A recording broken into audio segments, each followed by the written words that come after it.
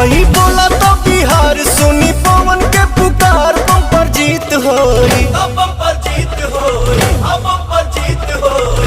जोड़ी मोदी या नीतीश जी के हिट होई, जोड़ी मोदी या नीतीश जी के हिट होई, हाँ जोड़ी मोदी या नीतीश जी के हिट होई, जोड़ी मोदी या नीतीश जी के हिट होई।